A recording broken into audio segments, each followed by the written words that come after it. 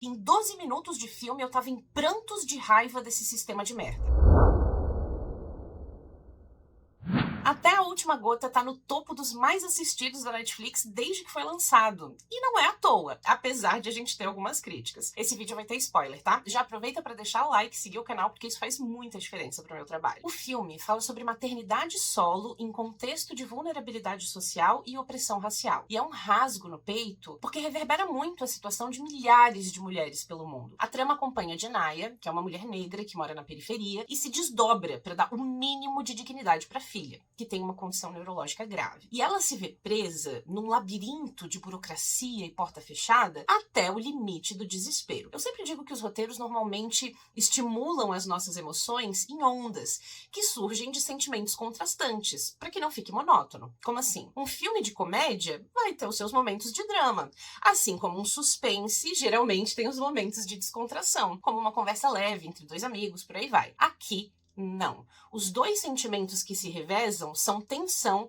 e tristeza, que são muito pesados e vão crescendo do começo ao fim do filme, sem respiro nenhum. Então é muito intenso e muito angustiante. A sequência de eventos parece uma avalanche desesperadora, né? Ela é ameaçada de despejo, leva a criança doente na escola, sofre pressão dos clientes e do patrão do trabalho, é chamada de volta na escola, perde a guarda da filha, sofre violência policial, é demitida porque foi cuidar da filha, aí é despejada, não consegue descontar o cheque de salário para pagar o lanche da menina.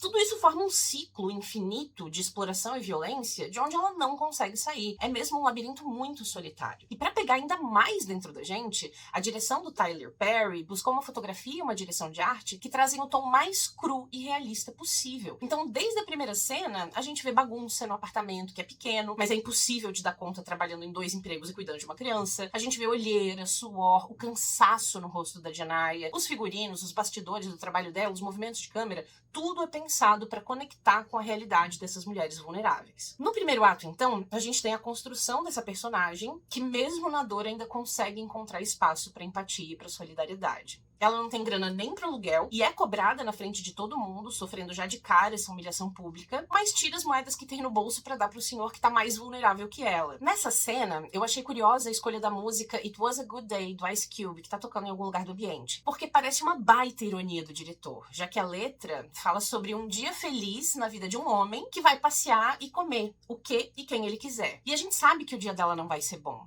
mas isso também coloca em perspectiva o que seria um dia bom para essa mulher, sabe? Já no caminho para a escola, ela coloca I Say a Little Prayer, da Aretha Franklin, que é um ícone da música e que fala sobre cuidado, amor, carinho, o medo da perda, porque desde que ela acorda, antes mesmo de se arrumar, ela reza por você, no caso pela menina, né? E diz que elas jamais vão se separar. E aí questiona como seria viver sem você. E aí, pensando agora que a gente já sabe o final, é pesada demais essa escolha. Nossa, foi muito dolorido ler a letra para fazer essa resenha. Enfim, excelente escolha. Então ela segue pro trabalho, sabendo que a menina tá sem o dinheiro do lanche e logo de cara é hostilizada por um casal que quer passar bebida no vale alimentação e ela não deixa, porque é a regra do mercado. Vou voltar a falar dessas regras. E o cara simplesmente joga a garrafa pra quebrar nos pés dela. Aqui, eu parei pra pensar que essa é uma imagem que reforça o estereótipo do negro raivoso. E a forma como o público do mercado é retratada também parece um pouco reducionista. Enfim, estranhei um pouco. Aí a amiga, que sabe que ela tá ferrada de grana, oferece dinheiro pros remédios da filha, mas ela não aceita. E aqui entra uma discussão muito importante sobre o sistema de saúde norte-americano, porque pessoas como a Janaya não têm condições de bancar os planos de saúde completos, que são caros, mas ao mesmo tempo também correm o risco de não se qualificar para os programas gratuitos, subsidiados pelo governo, porque trabalham e têm renda fixa. E esses programas são para pessoas muito carentes, é muito difícil de acessar, a sua renda tem que ser muito baixa, especialmente para quem mora num estado que não expandiu o Medicaid. E os medicamentos por lá são caríssimos. Tem muitos relatos de pessoas que trabalham em 2 ou 3 empregos e simplesmente não conseguem comprar insulina, por exemplo, dentre milhares de outras medicações que são caras e inacessíveis. A situação é realmente devastadora para muita gente doente nos Estados Unidos e o botão aperta bem essa ferida,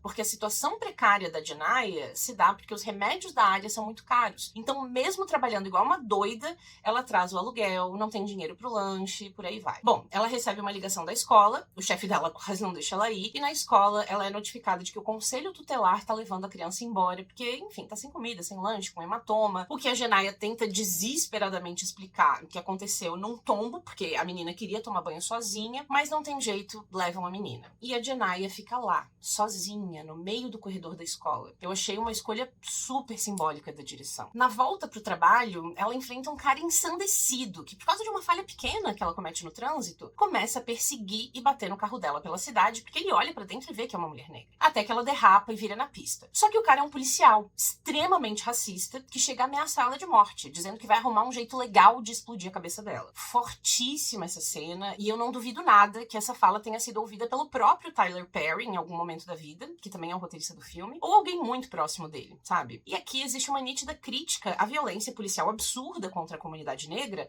mas também à inércia daqueles que permitem que essa violência aconteça. Porque a policial mulher, que também é branca, na hora do acidente, parece até que tem um pouco mais de empatia, pede pro cara sair fora e tal, mas ela perpetua o sistema. Ela não ouve a versão da Genaia, dá uma multa, recolhe o carro, que tá com a documentação atrasada, enfim, regras, e tenta encobrir o colega depois, mesmo que ela tenha visto ele ameaçar a Genaia de morte na cara dela. Ele cometeu um crime e a policial simplesmente passa pano. Então, para além da maternidade solo em situação de pobreza, tem muitas questões raciais sendo discutidas durante o filme inteiro. Agora, imagina passar por tudo isso e ter que voltar pro trabalho e atender o público. E ela vai, porque ela é obrigada. E mesmo assim é demitida e logo em seguida é despejada. Nesse ponto você já tá pensando em que momento vai ter uma reviravolta nesse filme, vai ter uma cena de alívio, sabe? Não tem alívio. A vida dessas mulheres não tem alívio, não é você sentada na frente da TV que vai ter. E aí eu parei pra refletir. O chefe que não tem empatia é negro, a mulher que despeja ela na rua e joga os remédios da área na chuva é negra, mais tarde, a moça que vai impedir ela de descontar o cheque também. E aí, quando a gente lembra, lá no início do filme, ela mesma nega quebrar uma regra para atender a necessidade de uma cliente do mercado. Então é como se ela também fizesse parte do sistema que coloca uns contra os outros, como uma ferramenta de manutenção de poder. Essas pessoas que negaram os acessos a ela são produtos do sistema, não são a origem. Apesar de estarem lá, de fazerem parte dele, não são a origem. E a sequência de eventos horrorosos não para por aqui. Ela volta pro trabalho para buscar um cheque, acaba sendo envolvida num assalto, tenta proteger a mochila com os remédios, é agredida, reage e num impulso mata o assaltante. O chefe acusa ela de ser cúmplice, e aí ela mata ele também no choque da situação. E mesmo diante de uma pilha de dinheiro, ela só quer o cheque com o nome dela. Aí vai no banco, não consegue descontar o cheque porque tá sem a identidade, regras, se desespera, saca a arma e é confundida com um assaltante. E em minutos, ela tá cercada pela polícia com 4 reféns dentro do banco,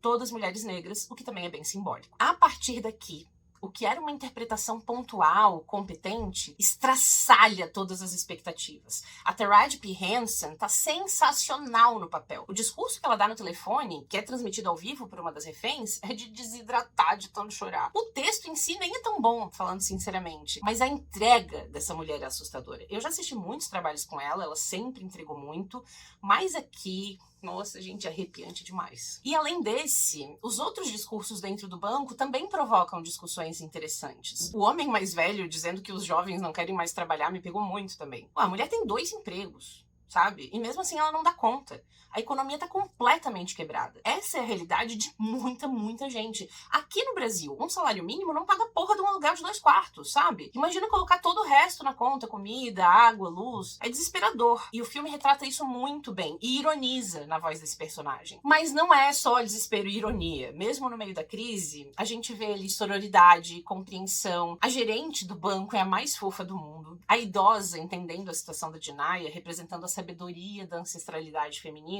Até a moça que coloca o celular para transmitir ao vivo acaba sendo uma baita aliada, já que é através dessa live que a população lá fora pode ouvir a voz da Genaia e criar um movimento popular em volta dos policiais. O que faz com que ela ganhe tempo também, porque a polícia não quer invadir o banco com tanta gente olhando. Por sinal, o público dando apoio e essa resolução com coletividade é um dos pontos mais altos do filme, porque é raríssimo uma obra que realmente propõe ações coletivas. Esse tipo de ideia é perigosa pro status quo. Então Hollywood prefere trabalhar sempre respostas individuais para problemas muito maiores. E lá fora tem aquela detetive maravilhosa lutando o máximo por aquela mulher, insistindo com os colegas para observar as atitudes dela com mais atenção, convencendo o chefe, usando o telefone para acalmar a Janai lá dentro e fazer com que ela se sinta ouvida. Uma heroína com o dom da palavra, como a Sherazade, a June e tantas outras mulheres corajosas e inteligentes salvando o dia com a voz. Cara, apaixonante, sério. Inclusive, essa policial encontrando o FDP que ameaçou a Janai de morte, dando um soco na cara do racista, é a melhor parte do filme, porque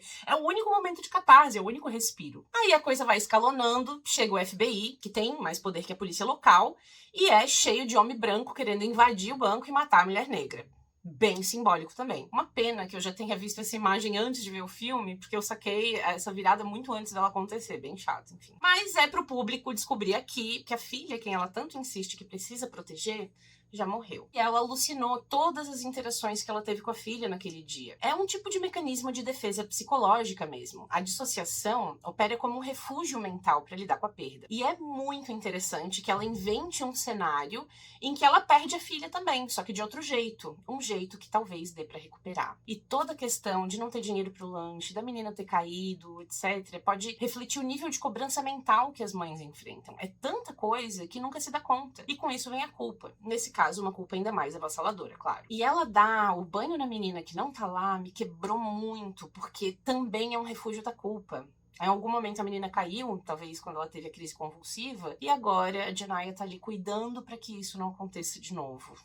Gente. E o final em aberto permite algumas interpretações diferentes. Ou a Janaya morreu de fato e tá dissociando nos últimos minutos finais com o que poderia ter sido, ou o inverso, que eu acho muito mais interessante. A dor de encarar a perda da filha é tão grande que a mente projeta essa pulsão de morte como um desejo absurdo e intenso de não existir mais, de dar fim nessa dor de uma vez por todas, já que todos os outros mecanismos de defesa falharam. Gosto de pensar que esse é o final também pela questão da resolução coletiva, né? Porque as pessoas se juntaram e fizeram diferença na vida dessa mulher. Isso é muito legal. De qualquer modo, eu acho incrível quando um escritor consegue fazer um final sem solução que seja suficiente. Nesse caso específico, eu acho um pouco complicado associar as dores das mulheres em situação de vulnerabilidade e opressão racial ao rótulo da insanidade, por uma questão histórica mesmo. E também existem críticos e espectadores negros que reclamam da mercantilização do sofrimento racial, espetacularizando o sofrimento e gerando gatilhos em quem já viveu situações assim. Inclusive, eu já levantei essa pauta em outros momentos antes, porque é uma reflexão que começou lá com Ficção Americana, que foi um filme que a gente discutiu no clube do ano passado e que me pegou muito de jeito, assim. Lá no Ficção, o escritor, o Monk, ele tem uma vida relativamente estável, né? A irmã é médica, a mãe é bem cuidada, tem uma carreira sólida, mas ele não consegue vender os livros que ele realmente quer escrever porque o mercado só quer histórias de sofrimento negro clichê. Traficante, abuso, tragédia, sanguinolência, sabe?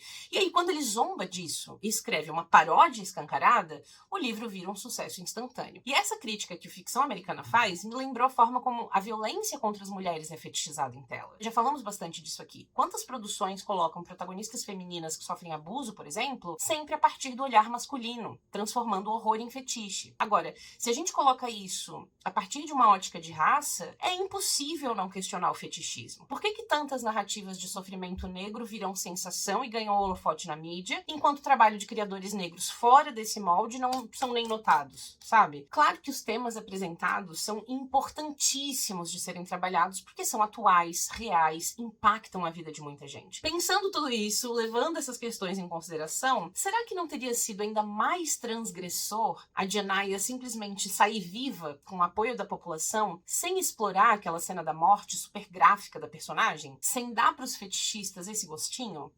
Questões. A única coisa que me faz pensar positivamente sobre o final com ela morrendo é porque seria uma boa forma de criticar a polícia como um todo, né? Como esse rolo compressor de corpos negros, escancarando que o problema não é só aquele policial específico que se sair dali ela vai estar segura e tal, mas a corporação como um todo, como instituição, que precisa de reformas urgentes para combater a violência policial, que é uma epidemia, não é um caso isolado. Enfim, Esse é um filme bastante intenso, cheio de gatilho para assistir quando você estiver bem, cheio de críticas ácidas ao sistema capitalista, que se sustenta no racismo e por isso perpetua o racismo. Então é um filme que desmonta o mito do sistema justo e faz isso sem pedir licença, rasgando qualquer verniz de neutralidade, mostrando que quando o abandono é regra e a dignidade é um luxo, a fúria individual e a indignação coletiva podem ser a única resposta possível.